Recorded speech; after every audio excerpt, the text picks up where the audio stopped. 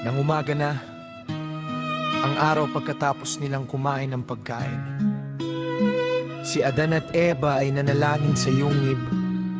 At sinabi ni Adan kay Eva, "Narito, humingi tayo ng pagkain sa alahaya," at ibinigay niya. Ngunit ngayon, humingi rin tayo sa kanya na bigyan tayo ng maiinom na tubig.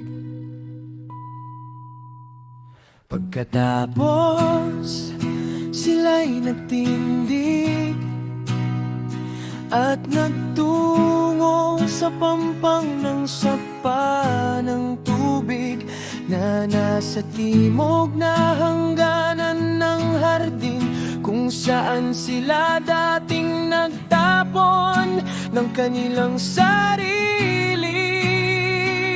At tumayo sila sa pampang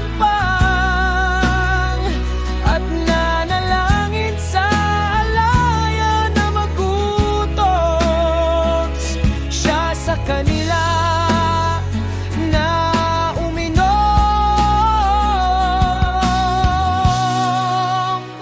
ng tubig.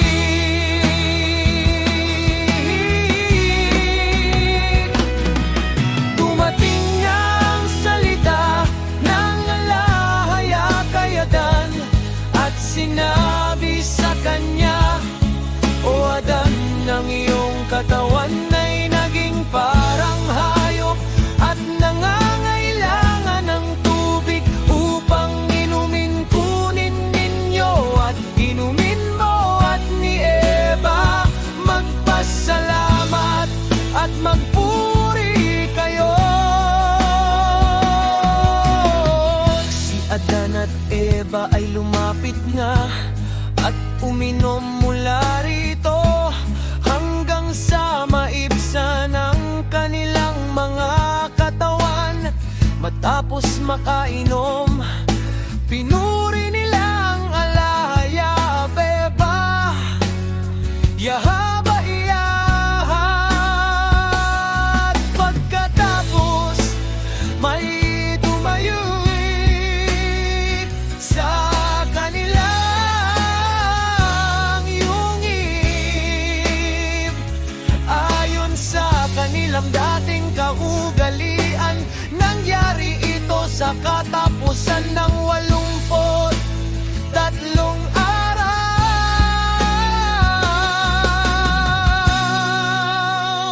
Pagkatapos sa ika-84 na araw, kumuha sila ng 2 igos at ibinitin sa yungib kasama mga dahon nito upang maging isang tanda at pagpapala sa kanila mula sa alahaya.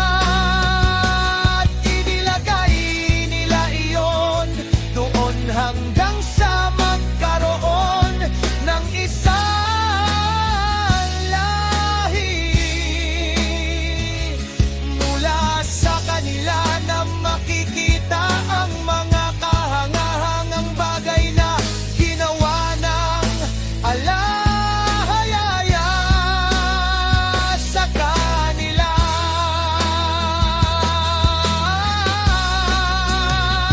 Pagkatapos muling tumayo, sinanangangap Eva sa labas ng yungib at nagsumamo sa alahaya na ipakita sa kanila ang ilang pagkain upang pakainin ang kanilang mga katawan.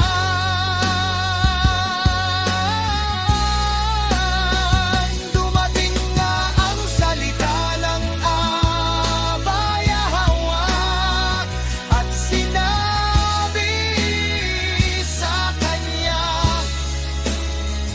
"O Adan, bumaba ka sa dakong kanluran ng yungib hanggang sa isang lupain ng maitim na lupa at doon ay makakasumpong ka ng pagkain."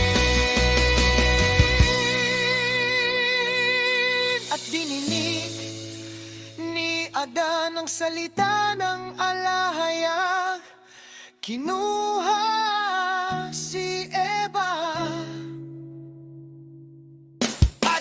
Bumaba sa isang lupain ng maitim na lupa at nakasumpa